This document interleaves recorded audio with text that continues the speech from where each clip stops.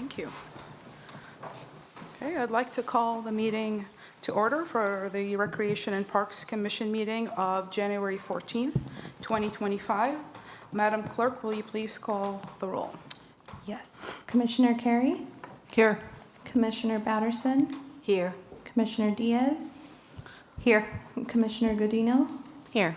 And Chair Lopez. Here. Thank you. Okay, the next item is the approval of minutes. I would like to request a motion to approve the minutes from the December 10th meeting. Do I have a motion? We have a correction. It's a small one, but Buena Vista is 2 words, and they're both capitalized, as in Buena Vista Park. Thank you. Do-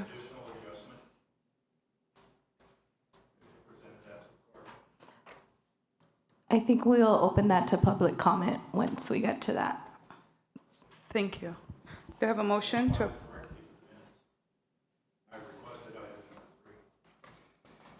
Do you want to answer?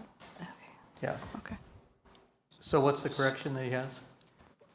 I want the minutes corrected with that handout.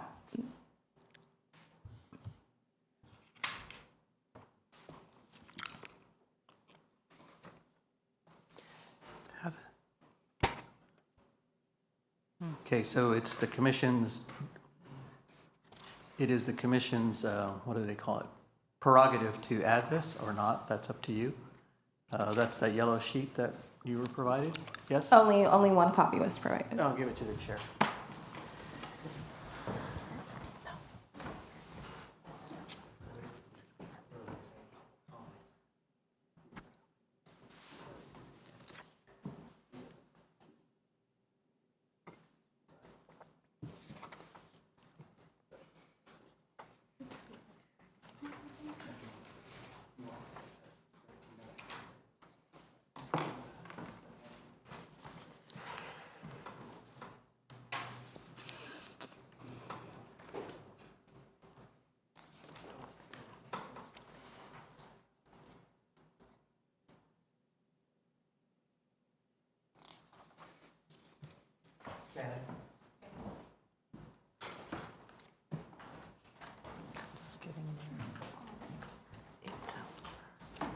It sounds like it's an addition to this one rather than to the minutes.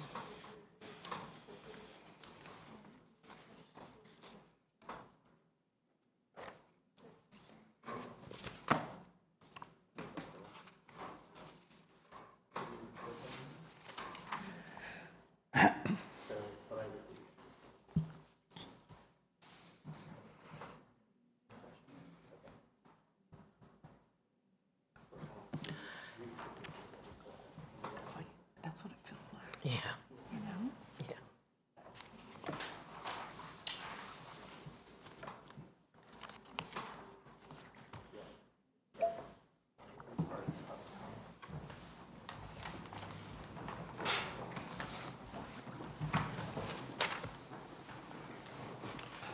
So Madam Chair, what I would recommend then is that Mr. Downer's comments be added to the minutes under public comment. Okay. Sounds good. So let's make that correction, Madam Clerk. Let's include the note as a public comment for the December 10th meeting. So I'd like to request a motion to approve the minutes from the December 10th meeting. Do I have a motion? I'll make a motion to approve. Thank you. Do I have I'll a second. Thank you. Having heard the motion and second, is there any discussion to approve the meeting minutes? All those in favor of approving the minutes with the correction, please say aye. Aye. Thank you.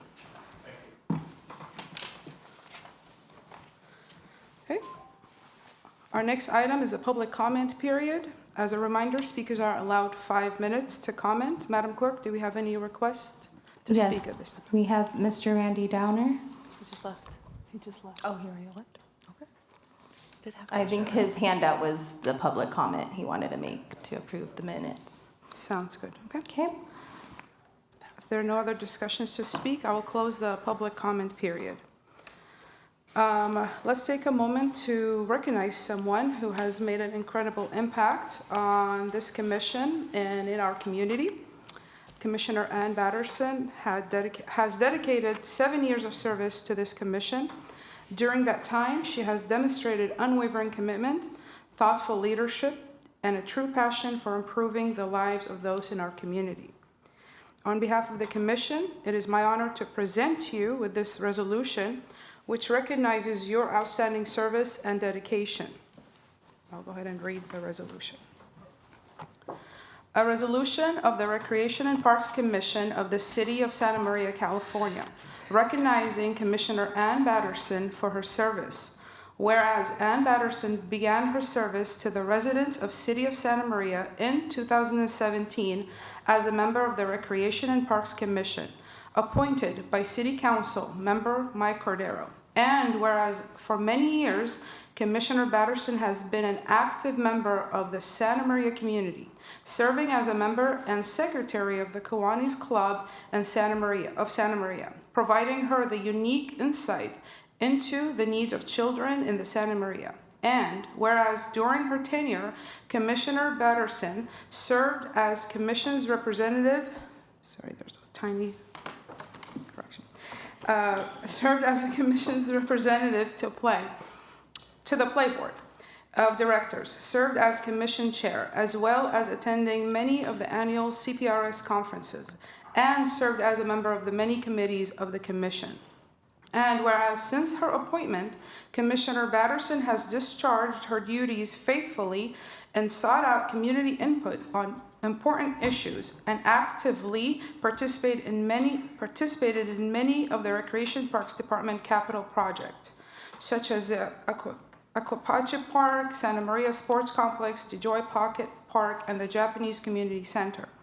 Now, therefore, it is hereby resolved by the Recreation and Parks Commission of the City of Santa Maria. Commissioner Ann Batterson is recognized for her 7 years of dedicated service to the City of Santa Maria. The Recreation and Parks Commission and the department wish Ann and her husband Jim many years of adventure, good health, and happiness. This has been passed and adopted at the regular meeting of the City of Santa Maria Recreation and Parks Commission held this 14th day of January 2025.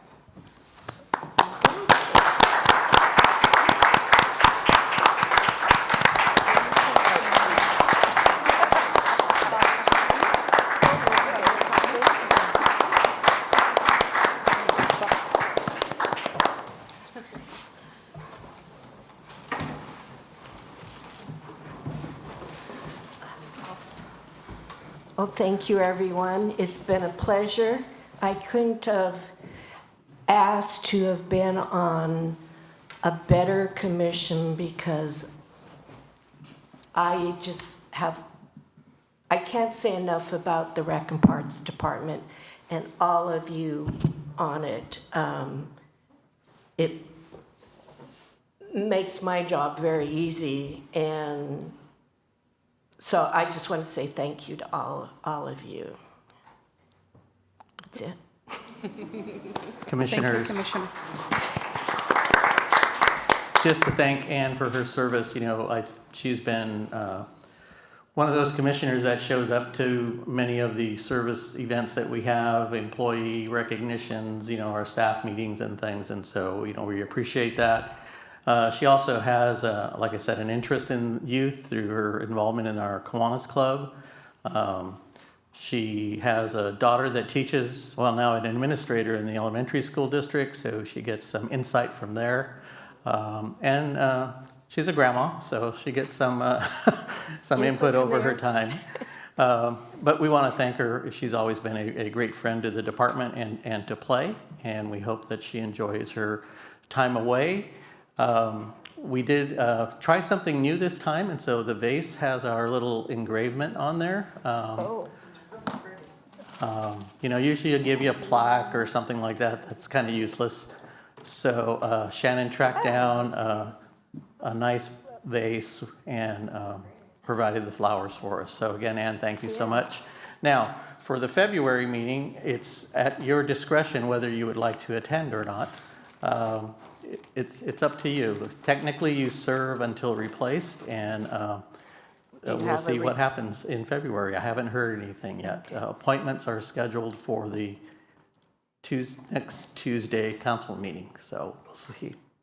Okay, well, you know, if you don't have anybody yet, I'll come. Nice. See, Until you, thank you. you better get somebody though. Thank you. Thank you, Commissioner. We will now proceed to a roll call vote to approve the resolution for Commissioner Batterson recognizing her service. The clerk will call names of the members. When your name is called, please respond with yes, no, or abstain. Madam Clerk, please proceed with the roll call. Commissioner Carey? Yes. Commissioner Batterson? Yes. Commissioner Diaz? Yes. Commissioner Godino? Yes. And Chair Lopez? Yes. Thank you. Oh, I'm supposed to hand you the resolution right now, but we already did that. Additionally, okay, I already gave you the engraved, beautiful vase, so. And that's I of the city appreciate logo. that because I am a plant flower person, so it'll get a lot of use. Good, perfect. So with that, I want to say thank you for your 7 years of service, your leadership, and your passion. You'll always be part of this commission's legacy, and we wish you all the best in your future endeavors. Let's give you a big round of applause one more time. And yeah, just one more time. You deserve it. Could I say something just real quick? Absolutely. We all bring something different, some different energy and life experiences to the commission. Yours has always been, this one, a calm wisdom and a positive attitude. Truly. Thank you for your dedication and your friendship, and you will be missed. You can make me cry. Okay, thank you. Now we'll move on to new business, special event procedures. We will discuss it for the Recreation and Parks with Mr. Spitherwin. Please provide us with some details. Thank you, Chair Lopez. Commissioners, good evening and Happy New Year. It's our first meeting of the new year. You actually got 2 copies, one in your packet and one on the side, but I wanted to share some procedures to go over with you and get your input. As you know, over the years, as our population grows, so do events and activities, not only by the Recreation and Parks Department, by third-party organizations that we work with, sometimes in partnership, and sometimes they work alone. Over the last couple of years, we've noticed an increase in participation from these types of events, again, not only ours, but outside events, using locations that we manage, which could be city parks, could be a city facility like Town Center West. It used to be at the mall parking structure, different activity venues. And so what we've also noticed is an increase in issues that we're trying to make sure that when a promoter or an event organizer comes to us and asks what they need, we're able to provide simple, clear explanation. And so what you have in front of you today is those hopefully simple and clear expectations that we have from these organizers. My rowdy group in the back that already do their events and activities, really they're a model for this. This is something that we follow in-house quite a bit. Not very often do they break the rules, but this is what we're hoping to hand out to those event organizers when they come to us at Rec and Parks to use one of our venues like Hagerman Sports Complex for a concert, or to give to Ed Carcari for Downtown Fridays. Ed doesn't need it, but that way we're all on the same page. This is backed up by a much lengthier procedures manual, but we wouldn't give this to an organizer unless there was something specific they wanted to dive into, or something that we have a concern. Maybe it's a new type of event. Not a lot of fun runs held within Santa Maria outside of our organization, but let's say someone wanted to come in and go into that. We could, if it's their first time hosting a fun run, we can go into much more detail with them using our procedural guide. This is just a couple of pages that we would go through with them. And so what we'd like you to take the opportunity to look through this at some point and then definitely get feedback from you regarding this. I know many of you have been involved with not only our events and activities, but outside events and activities. And again, this isn't limited to just concerts or music. It really could be for festivals, sports tournaments, farmers markets, arts and crafts fairs, health and wellness events, fundraisers, fun runs, and of course, other community events. So the goal is really to go through this, get everyone on the same page, and make sure that we're complying and being good neighbors in our facilities and parks, as well as the event organizer. The biggest issue we've had lately is going to be the noise level. So we have some very strong guidance on noise level, and we do have a decibel level at 60 at the fence line or property line. That's been the biggest one I've gotten calls from at 7 o'clock on a Sunday night for. And so we have listed those in there. Layouts and what we're looking for as far as what the vendor can and can't do at a specific facility, whether they need electricity. We do really get into the weeds a little bit, but that way it's clear up front what they'll need to provide. A lot of our event organizers also bring in outside vendors. So what is the expectations as far as a food vendor, arts and crafts vendor, a retail vendor at a car show? Oftentimes you'll see vendors selling car paraphernalia and things like that. So every different vendor is going to have a slightly different requirement. But for the most part, it's fairly easy. And insurance is usually the only requirement that we ask of them. We're talking about layouts as far as first aid and safety.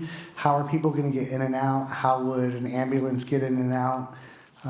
And really, again, the noise level being a high priority. All the way down to waste management, how they're going to handle waste from their event. Are they going to organize with the city to have it picked up? Are they going to take it with them? So really a lot of those are explained in this document. I have a question. Please. There will be an application form, or there is an application form of somehow, and all this information will be included on this, or at least for the most part, will be included on that application, correct? Correct. So currently we don't have a document like this to hand out. So this was the intent of this document. So at the time an applicant were to come in for any outside vendor wishing to host an event, we would hand this at the time of permit before they turned in their application for their permit. So they're aware of what the expectations are even before they submit their application for use. So my question is two parts. Who will ensure on your end that this is followed through as far as event layout, say? And the second is, what are the consequences if they are not met, or they are met when the permit is approved, but they don't follow through? Great questions. Yeah, so currently our front desk staff, we have someone who actually tracks a lot of this for us already, especially the insurance requirements, as it's high on our list.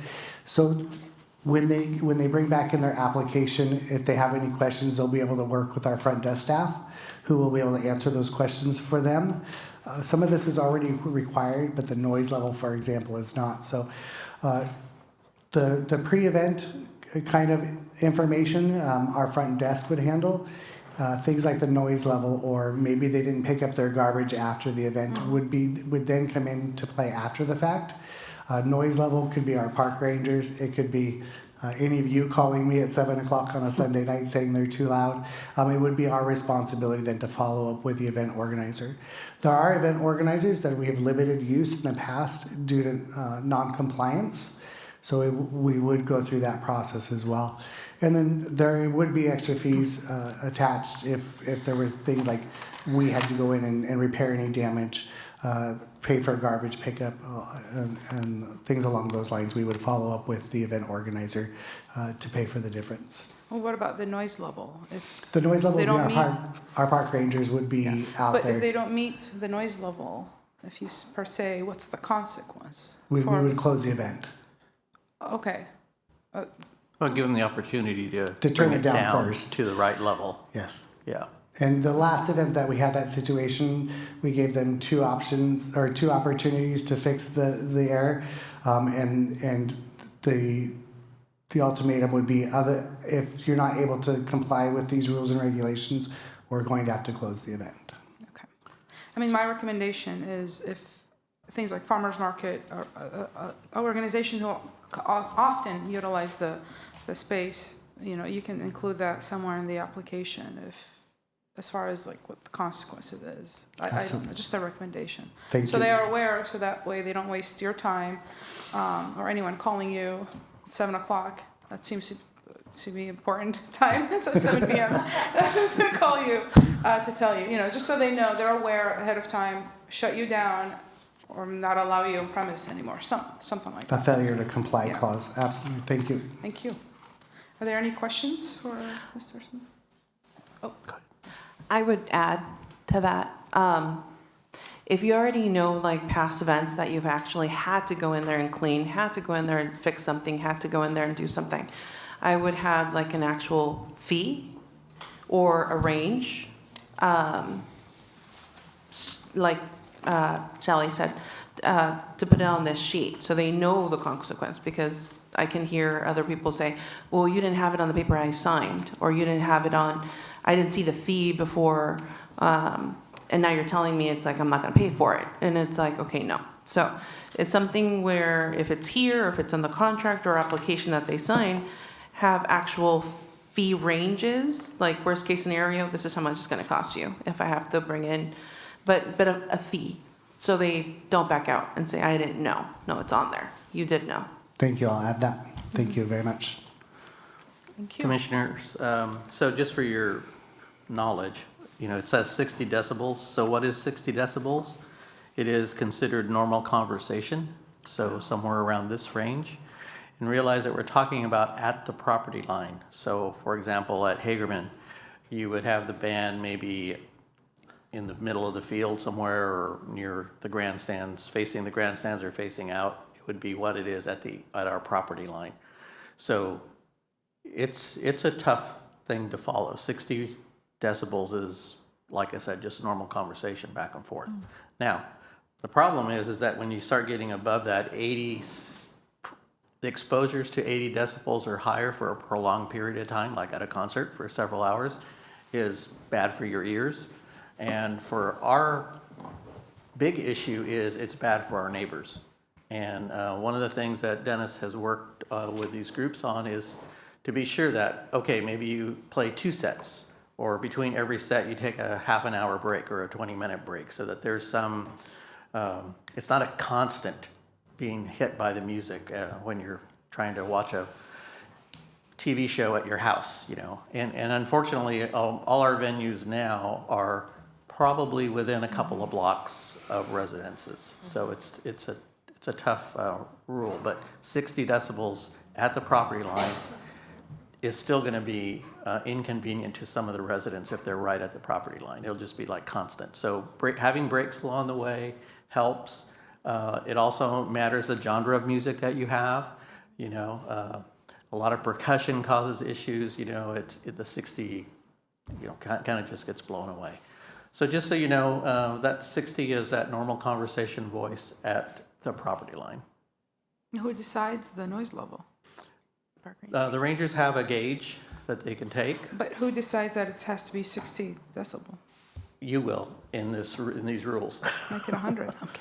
Yeah. Sounds good. Okay. Because again, realizing that once you get just 20 decibels higher to 80, that's a police siren level.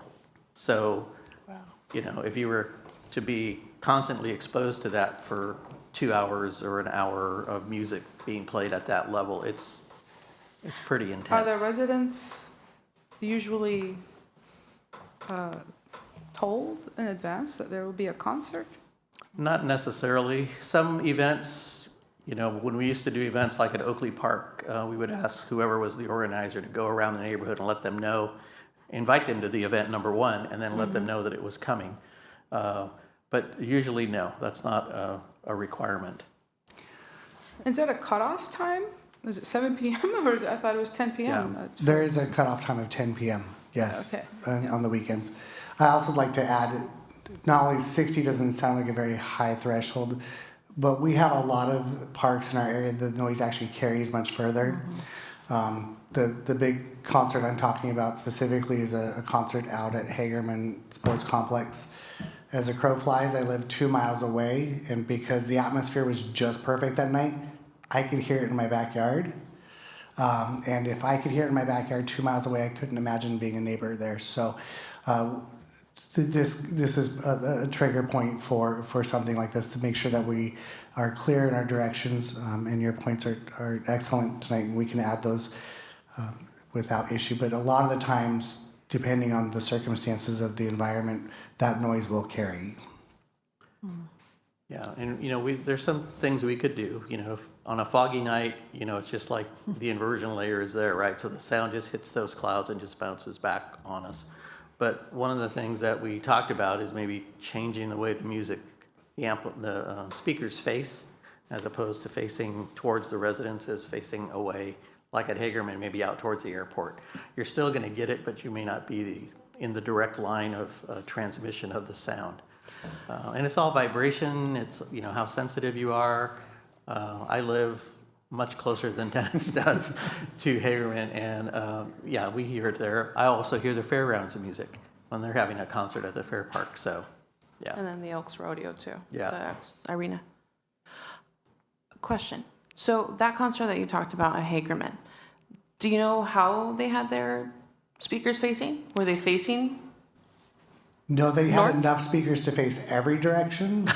Oh, where were they? I didn't go to that one, but where were they? They were field 2, if I remember correctly. It's been a while, but I believe they were field 2. But they were a bit obsessed with their noise level. They liked it loud. So we had multiple complaints that evening, and it really took a lot of phone calls to get them to turn it down. Oh. Okay. Are there any questions? Thank you. Is there anyone here that would like to make a public comment? Nope. Thank you. I will now close public comment period. Our next item on the agenda is the Recreation and Parks fee study by Mr. Posada. Well, I'm going to introduce it, but I am not going to give it. Mr. Smitherman will give you the crux of the discussion. So I wanted to introduce it by talking a little bit about the budget in general that the city has. So we recently submitted about $1.7 million in reductions to the city manager's office for a roughly $10 million budget, pretty significant impact. We have considered leaving some positions vacant for a while. We've considered reductions in watering our parks, which Angela will talk to you a little bit later. We've considered some changes in the way we do some business, like our fleet management, things like that, in order to get to those numbers. So it's going to be impactful for the next couple of years. The budget situation citywide is, I've heard different numbers, roughly between $18 million deficit and $20 million deficit, somewhere in that range. So our contribution to that is that 2.1 million. We hope that there's not going to be major impacts by those changes, but certainly there are going to be impacts. And as we get a little bit more into the exercise, we will bring those back to you so you're aware what the impacts are going to be. Maybe if you have some ideas on different approaches we might want to take. The main thing is going to be communicating to your constituents out there why the impacts are there. We expect to hear from groups. The Parks Division has been tasked with coming up with a prioritization system for the parks, where perhaps sports fields get a little higher level of maintenance and they do get more water than maybe some of the other areas that are just strictly ornamental turf. We talked about this during the drought. The commissioners that were here back then might remember that we talked about reducing water in the parks, reducing the amount of turf that we have. So we're working on coming up with the actual implementation of it, but it'll be impactful. There's just no way for it not to be impactful. Part of that is our revenue side. I don't know, roughly, and correct me if I'm wrong, Dennis, we probably collect, as far as facility rentals, program fees, somewhere just shy of $1.5 million a year. And those all come from fees that haven't really been touched in probably 10 years. So the council recently approved 100% fee collection for things like building inspection and developer fees and those kinds of things. So not because of that, but in line with that, we've hired a company called RCS to come in and evaluate our fees and programs. I'll let Dennis dig into the weeds on that, but basically it is trying to identify what our total cost recovery would need to be so that there would be very little impact to the general fund for providing the services. The specifics of that, they drill down to, every single little thing that you would use in a building rental, for example. So I'll let Dennis touch base on the report and kind of walk you through it real quick. Thank you. As we discussed this in our November meeting, I was able to hand you a one-page worksheet and just inform you that this would be coming to the agenda. And so we have a full report here in front of you today to review. I imagine by the end of the day today, we'll go into this. You'll develop more questions as we talk today and in the future, and hopefully we can have a sit-down working meeting if needed to really dive into this more, to develop those proposals and recommendations to council for future discussion with them. There's the definitions in the front of the document, pretty straightforward. There's that tiny little worksheet also in there that I gave you previously. What I'd like to get to is page 10. And this is really where I'd like to have a discussion about our programs and activities and facilities and parks and all the wonderful things we do, and talk about this 5-tier model that we're looking to propose, if it meets the need, and how our programs, again, I'm the rec guy, so I have to remember to bring in parks and facilities and all that. But so if I say programs, please include parks and facilities in that conversation, and how we can recover the cost, but also realizing the level of benefit each of our programs achieve, and what's important to the community and the city as a whole, and how we prioritize our programs, events, activities, facilities, and parks. So you'll see here as we go through this, we'll be talking about these different levels and how they affect individuals or the community as a whole. Starting at the bottom is the triangle is a community benefit. This is going to be for programs and events that really have a really strong impact on the entire community. And it can be challenging because what some of us, and again, I might be biased in the rec field, see as a community benefit, others may see as an individual benefit. And we'll have those discussions about specifics as we move forward. Level 2 is, again, a community benefit, but a little bit less. Right, so it has a strong community benefit, but there is a slight amount of individual benefit as well. And then we go to the balanced, when it's both good for the community and for the individual. The next two really talk about the individual benefit to the participant that's participating. So we have substantial individual benefit and exclusive individual benefit. An exclusive individual benefit, again, this is arguable, so this is just as an example, would be a ceramics class. That would be a highly individual benefit type of program. And again, arguable. On the other end, at the very bottom, I would say that a community benefit would be a swim lesson. Because every child should know how to swim for safety. There's the preventative measure. Again, debatable, but those are the two big differences. If we're talking about events, you would talk about, as far as community benefit, would be the 4th of July event that we host every year. That's open to the entire community. It's free. We have free swim. It gives the community other opportunities other than staying home and lighting off fireworks themselves. We're offering a resource for the community that has a community-wide benefit.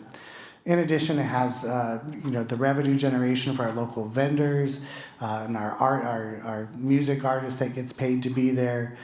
So many different benefits that benefit more than just an individual participant. As we go on in the workbook, you'll see that the RCS has really broken down each program in major category areas. So you'll see up at the top, the service is the name of the program. The primary department is obviously either going to be recreation, parks, or facilities. And they really go into the current fee structures and the percent of cost recovery. Remember, the percent of cost recovery from our last discussion is how much we actually get in return, our return on investment. So if our total cost for adult sports is $736,000 and we're only receiving $176,000 in revenue, our return on investment is 24%. So you'll see that those numbers are actually much smaller than 24% pretty much through the rest of the workbook. We are able to charge a higher fee for softball. It started out that way. As Alex said, we haven't had a major fee restructure in I would say, more than 10 years. We are able to increase fees a very minimal percent. The director has the authority to raise the fees based on the Consumer Price Index, the CPI, at a maximum of 5% every year. As we know, the cost of milk and eggs have gone up much higher than 5% over these last years.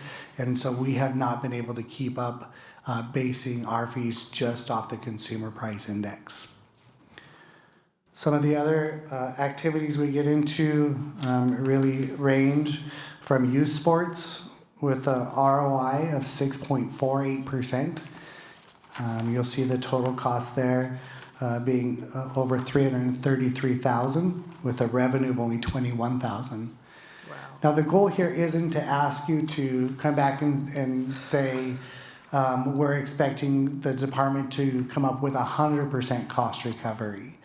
We're looking for you to look at the model, the triangle model, the 5 tiers, and how it relates to each of these pages and where you see the benefit to the community as well as the individual.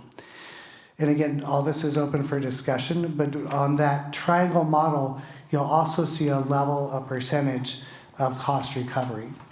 So a ceramics class, for example, we might have the participant pay closer to 100% with no subsidy, whereas something like the swim lesson or the 4th of July, it would be up to you to help decide if that's something worth subsidizing at 100%. So that's what those percentages mean on that triangle. And as we go through these programs and activities, it'll be a group sitting down at a table and deciding, is this a community benefit, an individual benefit, or somewhere in between? We go through most of the programs, actually all the programs are in here. And then we also talk about individual programs like recreation lap swim. We get very specific in some of these. Trying to find one here that.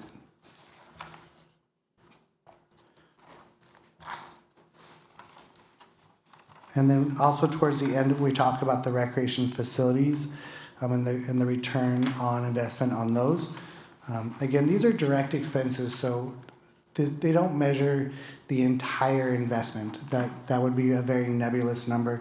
It does take into account the actual cost of keeping the facility open on the day-to-day basis. What we don't see is the long-term maintenance cost also included in this. So that's something that we'll need to take into account when we're sitting down and working through this book. Even with our sports fields, it's going to include basic maintenance costs, the day-to-day maintenance costs. But what's that going to look like after 10 years the fee may go up slightly, but we need to do a major overhaul. And we've talked about that in our parks assessment recently that you've heard about. We also need to talk about it in our facilities and other areas that we manage as well.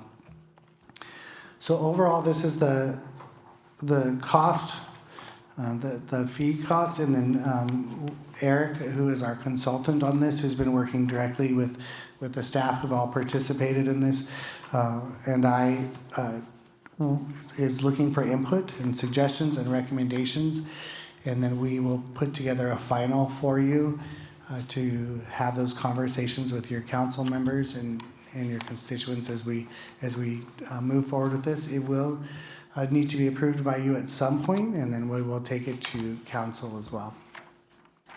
Any questions? Alex, did I miss anything? Thank you, Dennis. I have a question, Dennis.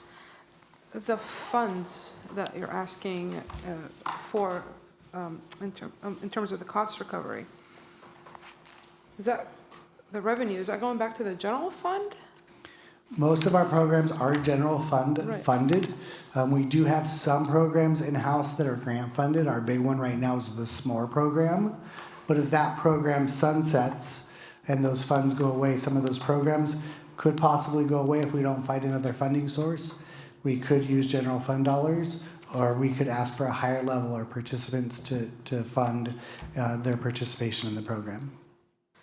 So the revenue of the $176,000, that goes back to the general fund. That is correct. Is that part of, you're requesting a recovery of 40%? Is that And- part of the 2 million reduction plan that you submitted? to This has nothing to do with the reduction in the budget. This has more sort of looking into the future. So and again, we're looking for your input and ideas to weigh out not only the 5 levels on the triangle, maybe you see it differently. This is a very standard triangle, but it can fluctuate from community to community. So we would look for your input there. We would look for your input in rating, the different programs and classifications and where they may fit in that triangle. And then also your input on presenting it to the public as well as council. Okay, and one more question, just so that Yes. when we do make the assessment and recommendation, I do understand it. The suggested fee for cost recovery, 40% of the amount of, say, basketball league resident, $329, you're talking 40% additional, right? Or are we talking overall? Overall. So let me just pick I'll just pick a youth sports program. So for example, we are charging $40, but that's only the 6.48% of the actual cost that we're recuperating from that fee that we're collecting from the individual. So we're not asking for us to raise it to the full cost. That would be a discussion. But it would not be an addition. It would be what the actual cost is. So we would not take into account the existing fee. We would look at the existing cost and then look at where it falls in on the triangle and then charge that cost as it relates to that percentage. Thank you. Are there any questions? Comments? So, commissioners, I think that it's pretty a convoluted process to do. That's why the council never takes these on with all their other fees.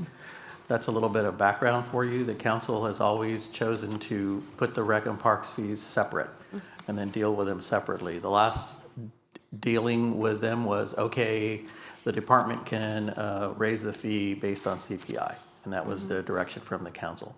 The problem is that we really didn't have this drilled down detail of what the programs actually cost. So I think it's important that maybe at our February meeting, we can talk a little bit more about it, get a little bit more into it.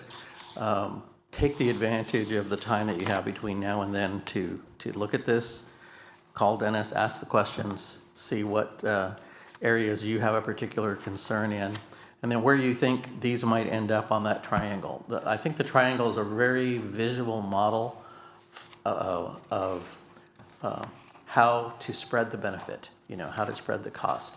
So I think the working with the consultant has been very good. I think he's identified what he's done in other cities, and every city has the same challenge. And I think every council member knows that you're not going to charge, $25 to go swimming at the pool on a hot day. You just can't do that. So how much can you charge? What are our residents able to help fund on these fee charges? So it'll be an exercise that's long overdue, and it's funny. It's like catching up. You waited so long. Now the increase has to be pretty dramatic in order for it to keep pace. But we can phase it in over time. We can do some other approaches to it. Maybe getting more involved with volunteer groups to help us get some things done. There's a lot of ways to look at those costs and how we can reduce them for on the programmatic side of things. Alex, and also in line with this, we have been working on an equity and inclusion component as well. So down the road, that if we do need to raise fees, how that will look and still being able to incorporate the majority of our audience. No one here wants to outprice the market. We want those kids participating in our programs and activities, those adults, those seniors. So with that, if those do come working with our nonprofit Play Inc. and working on that equity and inclusion policy and how we can still incorporate our entire community into all of our programs and activities and still make it equitable for everybody. Thank you, Dennis. Thank you. Are there any other questions? I do have a question. Okay, to try to understand the triangle. So depending on the program and depending if we want to increase that fee is where we're going to be putting it on the pyramid? Yeah, Even this- though, let me give you an example. Sure. So let's say the community benefit for youth basketball, okay? It is a community benefit, but the prices are low. So where would we? Right. Bear with me here. I would say don't look at the existing prices right now. Okay. I think for a first step, you might want to see where they fall in your triangle, okay? And by doing that, then we can come back and look at the triangle percentages. Looking at the existing fee and getting a 6% return on investment, it could get a little bit messy. I think the harder decision is some of us may see youth basketball as an individual benefit. So I think there will be discussion across the panel. Why do you see it as a community benefit and you only see it as an individual benefit? I think that will be a harder discussion to have. The fee we can get to, I think, with using the triangle and knowing that, but I don't know that looking at the existing prices would be beneficial at this time. Because okay, so for basketball, or youth basketball, it says the 6.48 return. Does that also include, do we take into consideration how many kids are involved in that program? Or is not too many kids are involved? Yes. Is there an average? So this does take into this last year's model, and then we do look at the historical aspect as well. But for the math's sake, it's only during this last year. Oh, okay. Again, we've seen increase in expenses across the board, not only for utilities, for maintenance, for staff.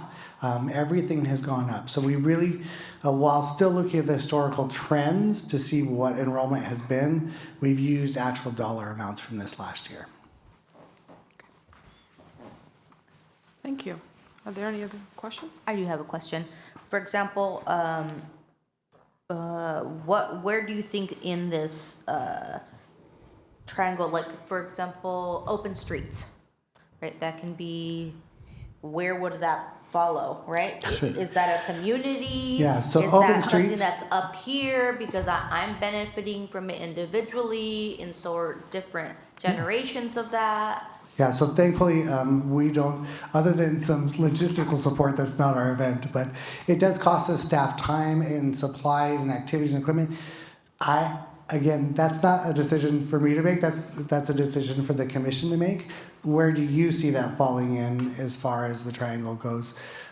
Here, you know, it's your opinion based on the facts that you have. And again, I'm happy to answer any questions, not only today, but down the road as we progress with this. So please feel free to call or email. But yeah, that's up to the commission to decide. So if you looked at an event like 4th of July, which is our event, is it a community benefit? Does the general public is invited to it? We don't charge a fee.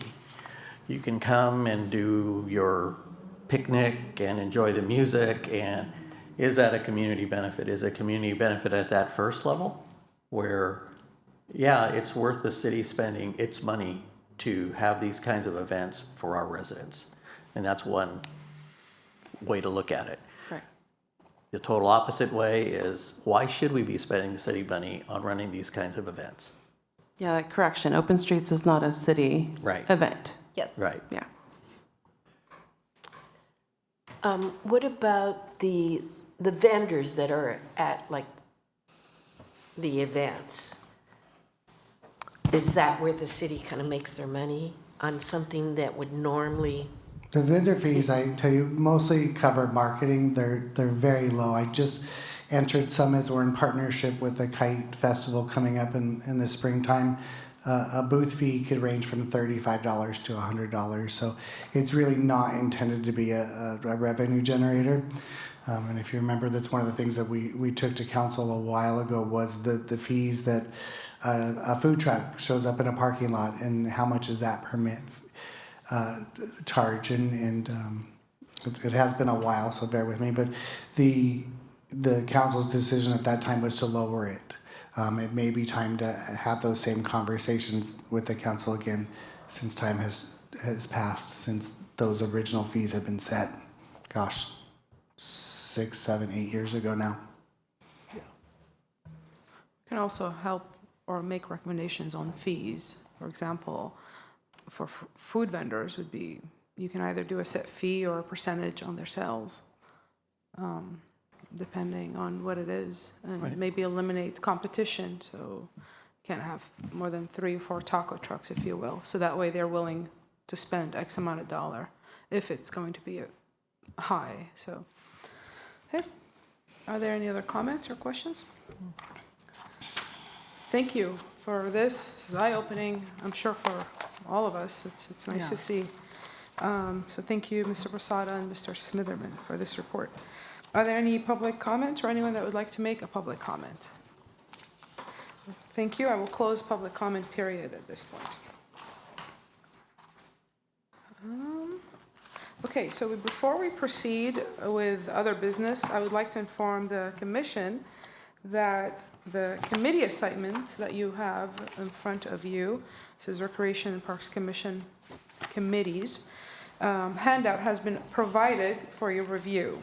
So these assignments will be discussed at our next commission meeting, which is scheduled February 11th. So take the time to review the handout, and if you have any interest, comments, questions about any of these committees, please bring them with you in the next meeting. So, thank you.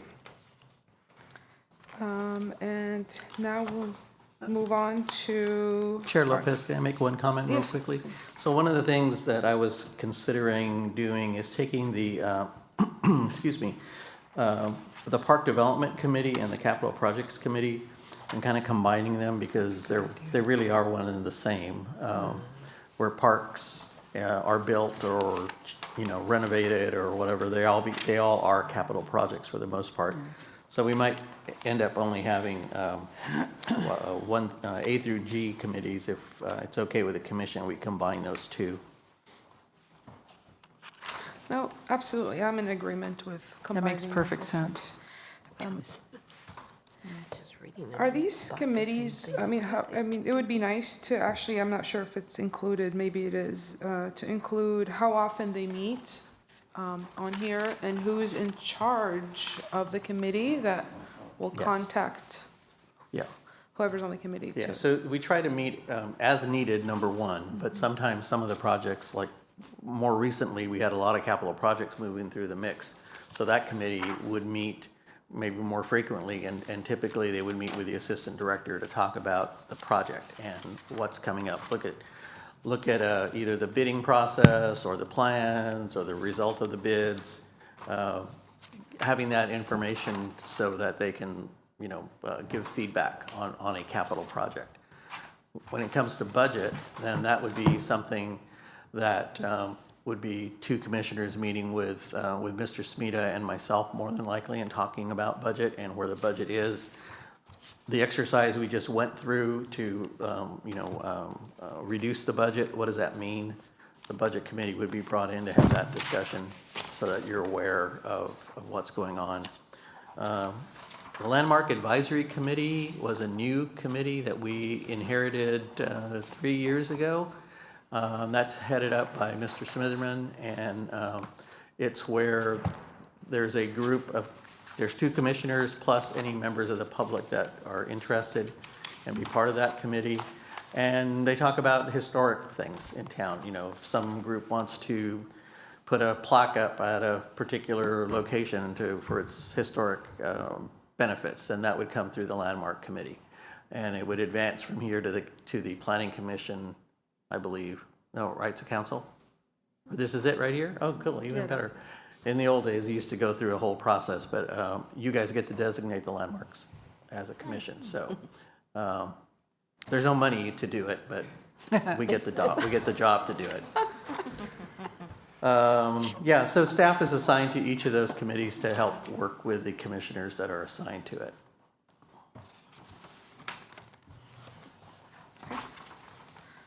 Any questions? Okay, What kind of homework? so you have homework. So before we move on, I'd like to inform the commission that the chair rotation is scheduled to take place at our next meeting on February 11th. During that time, we will formally announce the new chair and the new vice chair for the upcoming term. Thank you. It's a secret till then. Yes. So, the chair is a seniority base, it's a rotation base. So Commissioner Carey will be coming in as chair, and then Commissioner Diaz will be coming in as vice chair. It's optional. You do not have to accept the appointment, and we can pass it off to the next commissioner in line. That's just up to you. And I've only had one commissioner do that, yeah, because they were too busy outside of what they were doing here. Yeah, so that'll be part of our festivities on the 11th. Thank you. Next, we will hear reports from our director of management staff, and we'll start with the director's report, Mr. Posada. We just moved you up.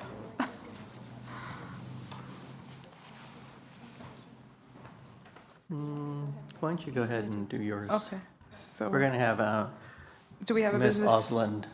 Ms. Neville's not here, so we're moving to Ms. Osland. Yeah, I'll go ahead and give the budget update. Okay, sounds good. Thank you.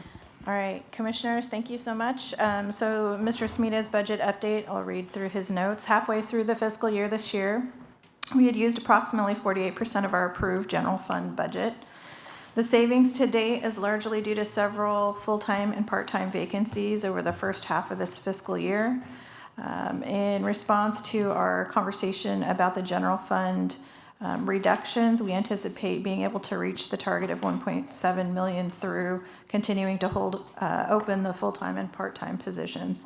So that was a substantial part of our ability to meet that goal. In anticipation of further budget reductions next fiscal year, we expect most of these positions will remain vacant during that time as well. Keeping these positions open will affect the department's ability to perform business as usual, with cuts coming in the recreation and programs, facility rentals, park maintenance, and ranger patrol. The reductions we're being asked to implement will also affect our ability to provide maintenance and care on the new Japanese Cultural Center.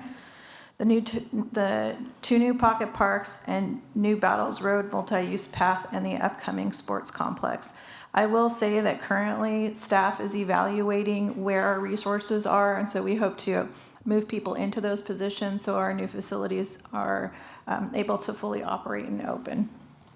But we will have to come back to you with some updates about what the offset will look like in other areas. In terms of revenues, we're projecting to reach 113% of our anticipated revenues by the end of this fiscal year. This speaks to the desire of our community to want to participate in our programs, utilize our parks and facilities, engage with others in the community. We had a number of higher than usual rentals this year, and we've also turned on our lights in the two basins, so those are starting to become revenue offsets for being able to operate and maintain the fields. The recruitment update, there were no new permanent hires in the month of December. However, we did have a resignation of one of our city rangers who he moved into the private sector, so that's Tony Quintanar. It's a very good job for him, so we're sad to see him leave, but excited for his opportunity. We have currently 10 full-time vacancies out of 72, 2 part-time vacancies out of 35, and 37 limited services vacancies out of 138. Many of those are in the recreation arena. So with that, I'll close Mr. Smida's update. Okay. Are there any questions or comments? Yeah, I have a question. Can you tell me those numbers slower? I'm super dyslexic, so let's go slow. So you have how many vacant positions right now? So we have 10 full-time vacancies out of 72. Okay. Two part-time out of 35. And 37 limited service vacancies out of 138. And a number of those positions are on hold at the moment in order to offset our general fund savings need. And so this is something that we had been strategic about doing at the beginning of the fiscal year, knowing that we were going to have some of these difficult conversations about budget reduction. So in this way, we're being proactive about the offsets, but it will do have some impact into our ability to provide some programs and perform maintenance in parks. And so we'll bring a more detailed version of what that looks like for you. Okay, thank you. You're welcome. And then the assistant director's report. This is really for parks operations. So the urban forest management plan and parks assessment, we had a listening session in November of last year. We're planning for one additional virtual session in February. We want to make sure that we can reach out to everybody who's interested in participating. We did have about 10 members of the community come out and provide comment. And I think those notes went out to you previously. If not, we'll get those notes out to you again. They did go to City Council. Once we hold the next listening session and get the remainder of the feedback for the urban forest management plan, then we'll start to take next steps to bring that back to you for an update and to City Council to review the municipal code for the tree maintenance program, and then move that forward. And that should kind of close out that chapter of evaluating the new urban forest management plan. Parks, landscape, and irrigation standards are being reviewed as well in light of the urban forest management plan and parks assessment that we completed. The goal to that is really to help support the municipal code updates and permit reviews to make our process, the community's engagement with the process easier, and so that we can hand them something that they can look at very quickly. It will help our developers, and we do work with community development. There's been a number of ADU permit requests that would give us the ability to look through something very quickly and be able to turn that around. And then also provide a more clear and transparent direction to the community in terms of when they're putting their plans together for permit review. Some more to come on that. Parks operations, we had a successful holiday season. There was a lot going on. We put up our decorations and we supported the parade, among other things. And now we're taking down our decorations. So you'll see crews out there doing that over this next next week as well. We hope to have that completed. We're preparing to put up our new Hometown Heroes banners, so that's coming. We have parks maintenance and going on at the Muzzle Center and at the back of the community garden, so those needed a refresh. We're having our parks crews go in and reset the plots so that we can get those out for rental. We're continuing to work on the City Hall landscaping project. That's ongoing. And then we're doing ball field prep, particularly at Hagerman this week. You'll see that they're hoping to get that completed by the end of this month so we can get all of our folks back on the fields. Oakley, I think, is done, and I think the others are all, Ventura Field is still seeding. So we're hoping to have that one done before the end of the month, before tryouts. So we're really pushing to get that done. Let's see, Battles Road, that's still under construction, but it is nearing completion on the site work and landscaping. There's a few more things that we need to get completed in terms of the artwork and some shade structures, but other than that, it's looking really good out there. We'd had some issues with graffiti and abatement, but we were able to get matching paint colors, and so now we're on it and being able to keep up with that issue. We're making great progress on the Japanese Community Center. There's some delays, but we're still hoping to get that project completed as soon as possible. We are experiencing a couple of issues that I did want to bring to your attention, including the water usage. So we've turned off our water at all of our parks because we had rain, so we were able to do that, to prioritize minimizing water at those areas. So currently what we're doing is evaluating the use for the rest of the year because we're very close to budget. What we're talking about doing is suggesting to you all that perhaps our focus areas are our ball fields, because we've just prepped those, that we focus on City Hall because that's another area that we've just established, and then continue watering as needed at those new construction areas that we've just established landscaping. What we'll do is we'll come back to you a little bit later with some more proposals, but at the moment, these are the kind of conversations we're having around prioritizing our maintenance and then also the watering. I don't know if you recall last year we had asked for additional funding from City Council to fund the water because our water bill, again, as Dennis mentioned, just over time the costs of watering has gone up, the cost of maintenance has gone up, and so we're now kind of in that pinch of coming to you with a request for some suggestions and guidance on how you'd like to see some of that unfold. And with that, that closes out my report, and I'm open for questions. Any questions? Who's in charge of checking the sprinklers and the watering? Yes. Out on the field. Out on the field. So we have an irrigation crew who is out checking the use, checking the controllers, and then also monitoring the field turf and how healthy it is and whether or not it needs additional watering in order to seed and to continue to grow so it doesn't die off as it's getting established. But is there like a supervisor that checks on them to make sure that they're doing correctly? Yes. Okay. Yeah. Because when we had the last rain, there was sprinklers turned on at Adams Basin. Thank you. I'll relay that. That's good information. Thank you. I have a question. Sure. I know that you had mentioned on Battles Road Bike the vandalism, Yeah. the graffiti. I know that y'all established the utility boxes with all the beautiful art, and I noticed that one of them had been damaged already, unfortunately. Mm-hmm. So what would be the best practice? It wasn't necessarily graffitied over. It looked like someone took a razor blade and like etched whatever their street name was. So you can maybe go back in there and detail that back. And that specifically is on Broadway and Donovan. What is that, Arco? Thank you.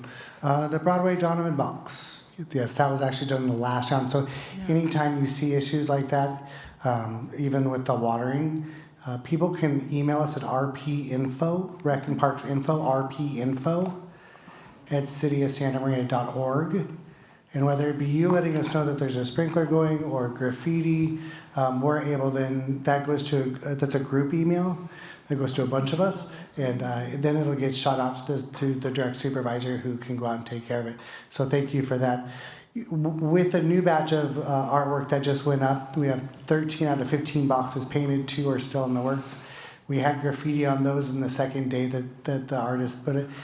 We're really lucky that those artists came back, repainted them, and we sealed them immediately. And we are going to actually go out and do a double coat on those ones on Broadway because they are so highly visible and highly trafficked with pedestrians. So we're going to be extra cautious. But thank you. I will look at that one on Broadway and Donovan and see what we can do to repair. And the one on Fessler and Broadway. That brand new one, Yeah. that's the one that keeps getting hit. It's already been hit twice already, so Wow. Fessler and Broadway. Is there any way to like, any cameras in the area that, I mean, it's probably the same person. There are cameras throughout. Broadway gets a little bit more challenging because it is Caltrans.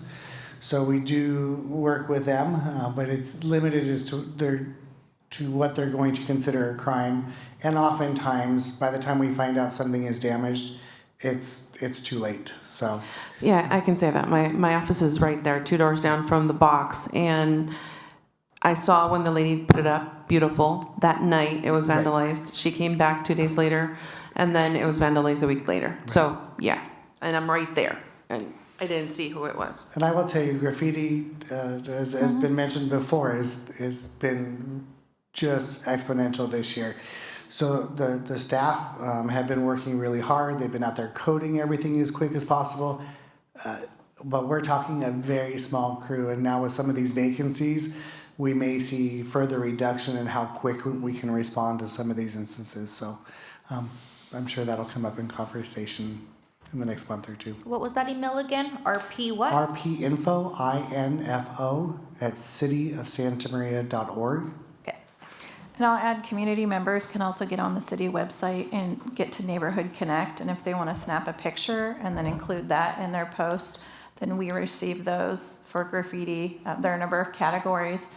And then the staff will take care of evaluating them and working on that. I received a question the other day so obviously if it's a city property or say it's at City Hall or something, but what about those continuous graffiti that it's on the private property? For example, behind the Fair Park that leads into those huge apartment complexes. And it's just like garage to garage to garage. And so all of those units are owned by different people, right? So how does that get addressed? Go ahead. Commissioner Diaz, so those are addressed through code compliance. The property owner has a responsibility for that. That's a great, as Angela mentioned, it's a great way to use the Neighborhood Connect because it not only goes to the code compliance staff, but it also goes to the police for the crime side of it. Code compliance tries to get the property owner to remediate the issue, but their process is kind of protracted. It's a letter in the mail. It's 30 days that you have to remove it. There's a whole series of things. Our crews will go out if it's an urgent kind of a thing, if it's determined that it's some kind of a life-threatening message or some gang-related messaging that the police want it removed, then they'll go out and remove it. Hopefully within 48 hours. Okay.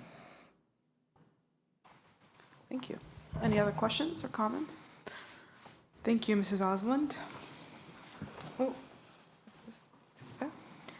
Okay, now we'll hear from Mr. Smitherman. Thank you. Recreation Division. Commissioners, Recreation, I won't drag this out too long, but the crew's here, so I definitely want to say thank you to them for hosting a wonderful Christmas in Machado Plaza. It was a really great event for the first year. Actually, it would have been great for 5 years. It was just a wonderful event. Really good turnout. The people were happy. And I know a lot of the times we're not handing out surveys asking them if they really thought it was nice. But just the anecdotal evidence that you get from attending these events, from seeing people laugh and smile and having a good time. A lot of the time staff are in green shirts with the logo. So they will say things. And then we have commissioners there, and I'm there sometimes like, I can't hear the carolers. But they did, and the staff did an amazing job putting together that first year event. Hopefully we can continue to grow and expand. Again, staffing is always going to be an issue, and now we're with all these vacancies that we're not able to fill right now. But again, with the limited staff they had, they did an amazing job for their first year, so thank you. And thank you, commissioners who attended. We really appreciate your presence at those.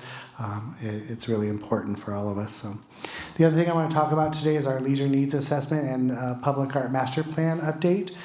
We met today with the consultant again and went over where we're at in the process. And we're happily midway. So some of you have been, you've all should have been contacted by now about attending meetings. So tonight at 6 o'clock we have a public meeting. Tomorrow night at 6 o'clock we have a public meeting. And on Thursday we're doing something a little different. We are going to be hosting a virtual meeting. We have been pushing for this. We recently started to do this with our adult sports for the managers to attend a meeting, and the attendance was much higher than having an in-person meeting. So we do hope that a bunch of people log in. I know that technology is not for everyone and it can be challenging. So we did the 2 in-person meeting and then this option as well. So if you get the opportunity, we have all the information on our website, on our Facebook page. The consultant did tell us that we are very far ahead of traditional groups. We have about 170 surveys that have already been completed, and we really just soft launched. We hit our hard launch yesterday, so we anticipate much more than that. If you haven't been to the survey website, I think it's a lot of fun. Might just be the nerd in me, but there's a lot of options. The survey is 8 questions. You can be done in 8 minutes or less. There's 2 other features that I want to bring out. One is a budget feature. So you're given a virtual $100 and 6 categories where you'd like to spend the money. So the public can go in and say, I want to see $50 here, $20 here, and $30 here. I almost couldn't do the math in my head. So it's a really great way to see where people would spend their $100. And the last part of the website that I really love, and we already have comments, it's called an idea wall. And it's where you can go in and specify, drill down deep, I want more pickleball, I want more arts classes, I want different things, and you can really tell us exactly what you want in that idea wall. So if you haven't had the opportunity yet, especially since you're all city residents and are dialed into the community, if you'd go in and take the survey, if you'd go in and do the budget and throw the ideas that you've heard from, well, maybe you have your own ideas, but also what you've heard from the constituents, that would be very helpful in getting this report done. These next 2 nights are not the end of it. From here, we have stakeholders interviews. We've had what's the term I'm looking for? The focus groups. So we still have focus group meetings all week where we've invited those were specific invitations to people who are in the industry as well as have some tie-in to the industry of recreation and parks and art. So you'll see everything from educators and coaches and sports groups and someone who may have just the tiniest connection to either of those two being asked what they'd like to see in the community, so we can get a wide and variety of interest in making sure we're able to hit all those in the future.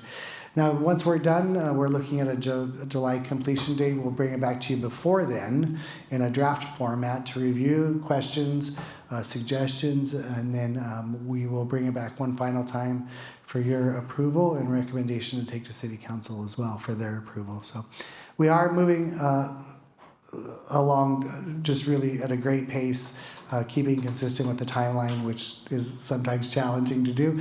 But again, staff are working really hard on making sure we can hit the widest audience possible in getting the information for this report. Thank you very much. Thank you. I'm so sorry. I have a comment and hopefully a correction. When you advertise in Spanish, leisure, that's not the word for leisure. It starts with an O. You put it with an O. So it's simpler to put like tiempo libre instead of that word. A lot of people said, "What's that word?" and they were reading it in Spanish. Okay. Yeah. Yeah, the survey site does have the translation ability. You're talking about the advertising specifically. The so advertising within the city of Santa Okay. Maria, I will look into recreation that. parks. Also know that the website with the survey has an auto-translate feature, has 50 languages. I'm sure it's going to run into the same thing. Yeah. We're using a translation AI software. Yeah, to do because that. you Google leisure and that's the first word that comes Right. up, starts with an O.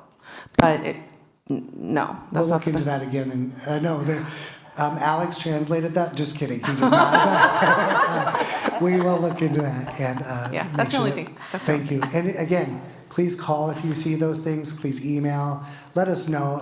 I ended up having to have a little panic attack last night and call staff to change something on the marketing. I don't speak Spanish, so yeah, please call immediately if you see anything like that in the future. I'd Okay. really appreciate it. Thank you. Thank you. Any other comments? Good. Thank you, Mr. Smitherman. Now we have Mr. Posada's report. So in the interest of time, I am going to ask Mr. Smita to pull together a meeting after we get a budget committee appointed at the next meeting, so that we can sit down and go over the budget, the changes that we made. So then at the March meeting, you'll get a better picture of where things are as you, and those commissioners who decide to be on the budget committee will get a little bit more in-depth knowledge on it. A couple of things that are coming up just in general around the city. So the downtown redevelopment projects are moving forward. The Fallis reconstruction has been issued their demolition permits, so Fallis demolition will start probably in the next 30 days. You'll be seeing some construction there. Fencing off of the laydown construction area will be going on.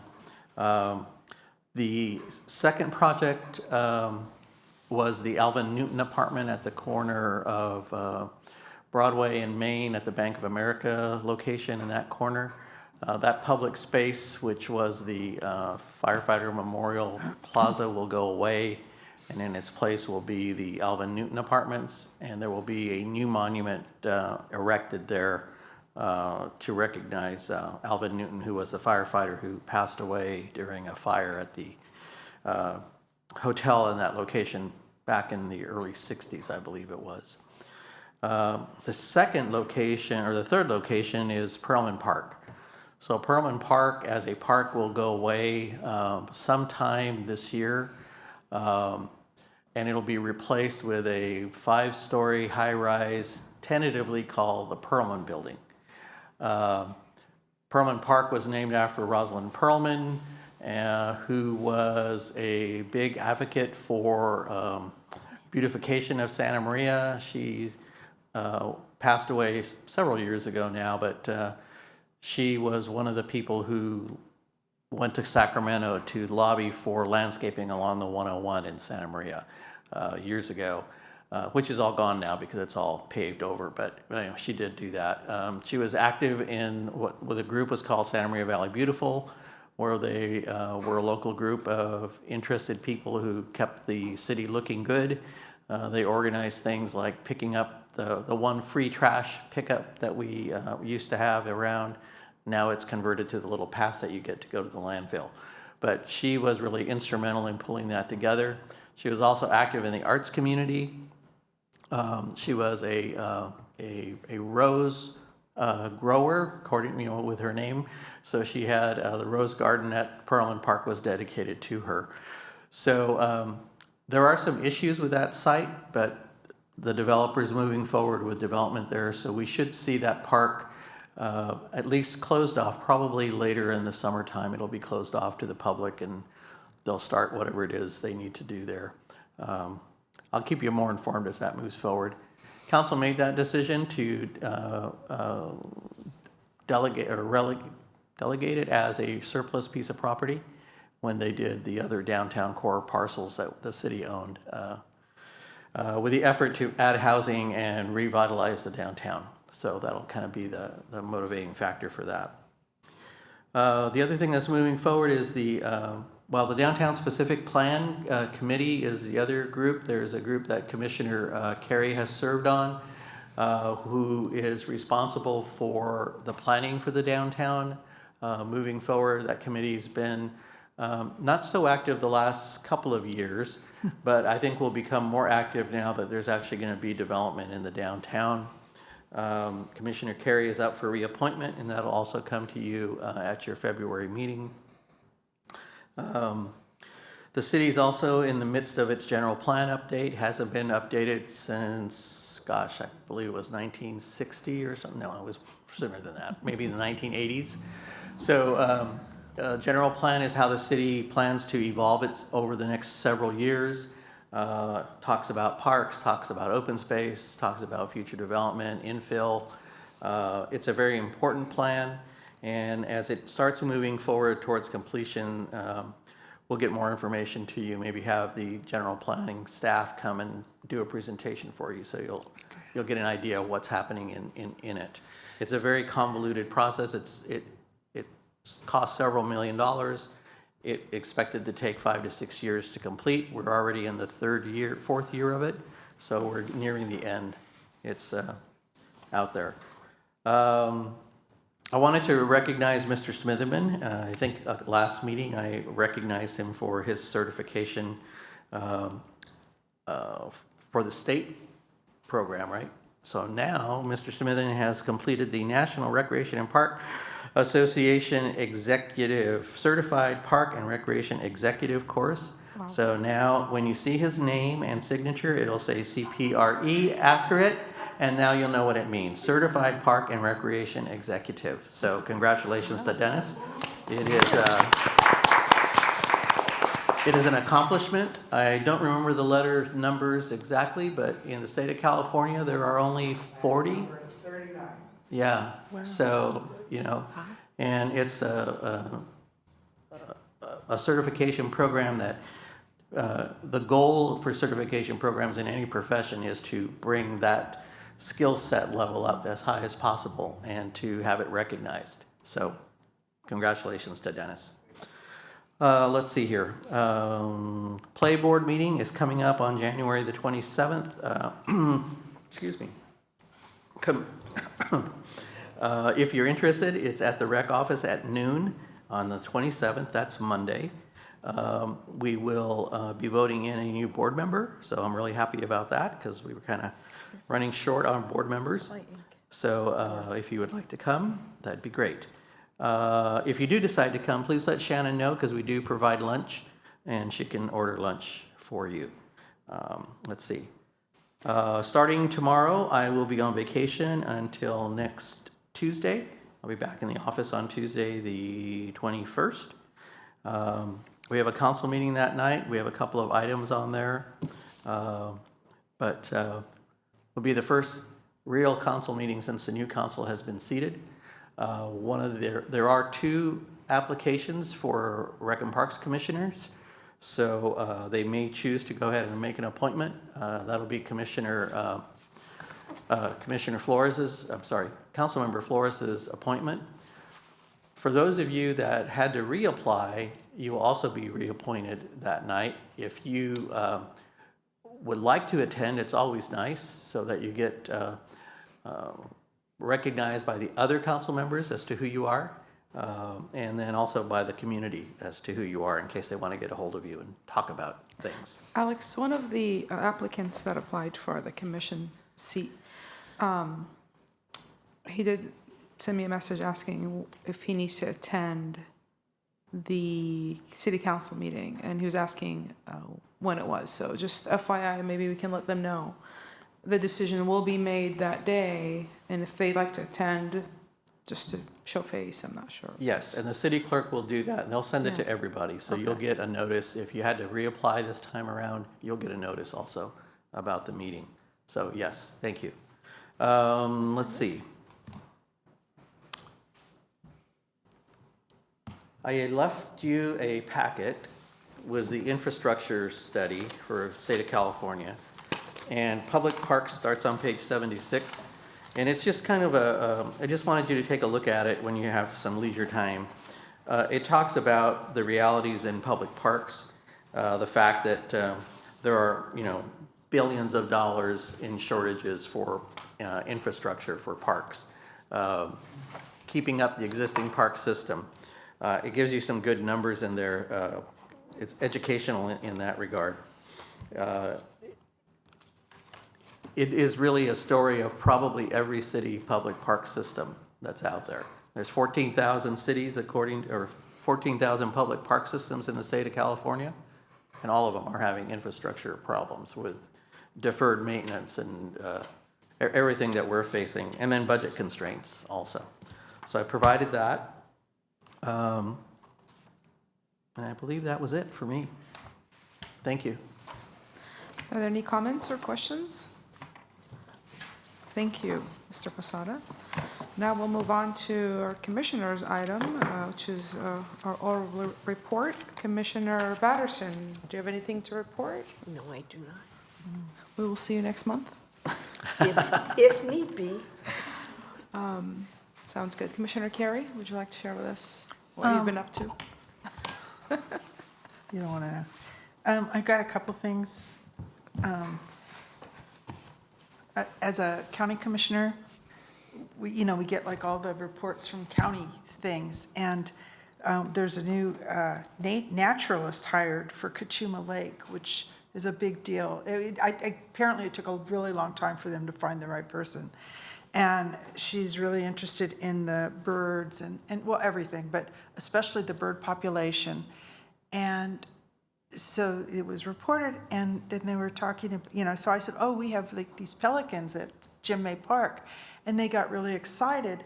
So they want to maybe coordinate with the city or, regarding our birds, because we do have a lot of birds that filter through our parks. And I don't think we have the lake at Presker right? But at Waller even, but that's not us. But anyway, I thought that was so cool that somebody's going to actually look at it. And I said, oh, we have a park ranger who's a birder, so he could really probably be helpful with the, because he's always out there with his binoculars. Anyway, I wanted to report it because I thought that was such a cool thing, That was Cachuma Lake. The other thing is, yesterday I attended a meeting of CRATAC. I've mentioned this for a while. County Riding and Hiking Trails Advisory Committee for the county, excuse me. And it's a advisory committee that helps plan the trails and gives advice to the Board of Supervisors. It's a really important committee, and it's county riding, so there's a lot of horse people within it, and hiking trails, there's hikers, there's no bike riders. But it's really interesting, and they're really intensely committed. But there's not anyone from the 5th District on this committee. So if anyone knows anyone that's would be at all interested, this is a really exciting time because of the levy. There's a lot of motion finally about actually advancing the levy to Guadalupe. Steve Lavanino is really interested in doing that before he retires. So there's like a lot of stuff that can be done, and so if anybody's interested, you don't live in the 5th District, but anybody's welcome. But if you know anyone that you think might be interested, please, get in touch with me or talk to them. I just want to say that. And then one quick last thing. I was driving on College the other day, and I was driving and I thought, God, it was real sunny and pretty, and I thought, God, there's just not enough trees on College, which I often think about, other streets. But I thought that, and I'm driving, and there's one of our city trucks, and there was a city guy watering a baby tree, a little small tree. And it just made me feel so good. I hope we can continue that with the budget cuts. Okay, thank you, that's it. Thank you. Thank you. Commissioner Diaz, do you have an update for us? Yeah, so while I drive, I do a lot of driving for work. So when I'm in town, I try to stay into the big roads. But now with all of these cool utility boxes, I've been going on like scavenger hunts and seeing like where all the cool ones are. And I've, tell my friends and family to go look at them. And so it's just really beautiful, something that was just so inanimate and just there. Now it gets to be a reflection of someone's like artistic imagination. So it's really cool to just, sit there at a long red light, and then every time I'm at an intersection, I notice something different that I didn't notice before. So that's a cool experience. I was able to attend the Machado festivities that you guys did, so I just want to applaud you guys for having a great event. That is my district, so I grew up going to the thrift store that is right behind there. And when we got out of the car, my mom would say, "Dame la mano," because there was some shady stuff going on in that parking lot. And so to know the big difference that is now, it was just a really cool experience because it was not a safe space when I was growing up. And to see, so many different generations there, whether it was from, the abuelas to different like demographics from the city. I noticed a couple of people from Orchid were here. And just the intermix of the community was really beautiful to see. So that's true. That was a really good event, so thank you for that. Yeah. Thank you. Commissioner Godino, would you like to share anything? I missed that one. I feel really bad, but I told a lot of people, so I'm sure a lot of them went. But they did make comments, like they loved it. The kids, more than anything, with that ice. Oh my God. They're like, how can they do that? And it's like, it's magic. It's Christmas magic. But it was great. And then we did the Christmas lights, because that was after our meeting, right? So we can add that? Sure. Okay. Absolutely. It was a lot of work. Thank you guys for taking us around to all those houses to see. It was a lot of houses. A little recommendation, don't start with the best one first. Let's leave that towards the end. Because you have that expectation, And then next time, if you want me to drive, I can drive, so we can hit all the houses that you guys had on the list and not pass them and say, where's 800? Well, it's back there, guys, back there. But it was great. It was a great experience. Thank you guys so much. I really appreciate it. And it was really fun. It was really, really fun. Thank you guys so much. Thank you. Yes, it was, to add on that, it was a VIP service, really. I had hot cocoa. I was driven around town. I went to neighborhood that I'm like, oh, never been to this side. So it was nice. And the girls did an amazing job. They're so sweet. And we did skip a few houses. But yes, that's, anyone else has any comments? Okay. Ladies and gentlemen, that concludes tonight's meeting. Thank you. I always wanted to use a word. It's a gavel to end the meeting,